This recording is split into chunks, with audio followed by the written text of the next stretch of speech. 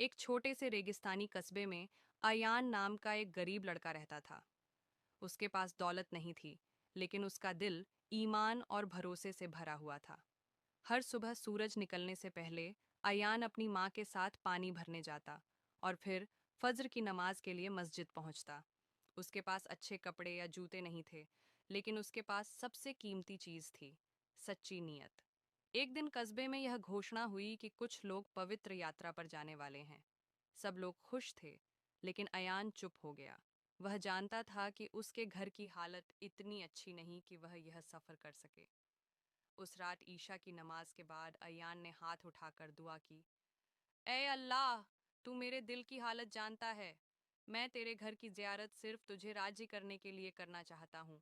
अगर यह मेरे नसीब में है तो कोई रास्ता बना दे। दिन बीतते गए।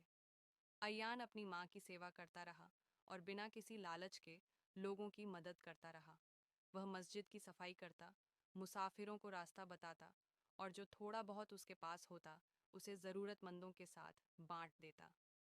एक दोपहर कस्बे के दरवाजे के पास एक बूढ़ा मुसाफिर बेहोश होकर गिर पड़ा। लोग इकट्ठा तो हुए, लेकिन कोई आगे नहीं बढ़ा। अयान दौड़कर उसके पास गया, उसे पानी पिलाया और सहारा देकर अपने घर ले आया। उसकी माँ ने भी मुसाफिर का बड़े प्यार से स्वागत किया। आराम करने के बाद उस बुजुर्ग ने बताया कि वह एक व्यापारी है और हज के लिए जा रहा है। अयान की मदद और उसके अच्छे व्यवहार से वह बहुत प्रभावित हुआ। उसने पूछा, बेटा, तुम बिना किसी फायदे के दूसरों की मदद क्यों करते हो?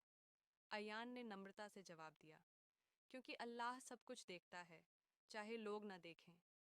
यह सुनकर उस व्यापारी की आंखों में आंसू आ गए।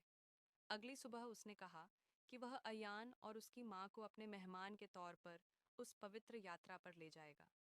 अयान को यकीन ही नहीं हुआ। उसने सजदे में गिरकर अल्लाह का शुक्र अदा किया। सफर के दौरान अयान ने देखा कि कई लोग अपने पैसे और रुतबे पर घमंड कर रहे थे। कोई शिकायत कर रहा था, कोई झगड़ रहा था। अयान खामोश रहा और अपनी नीयत को याद करता रहा।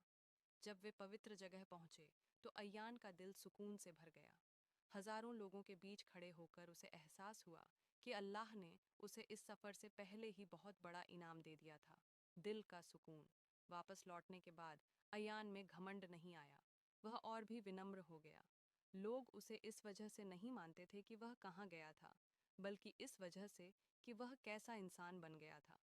एक बुजुर्ग आलिम ने उससे कहा, बेटे, बहुत से लोग पैरों से अल्लाह की तरफ चलते हैं, लेकिन बहुत कम लोग दिल से पहुंचते हैं।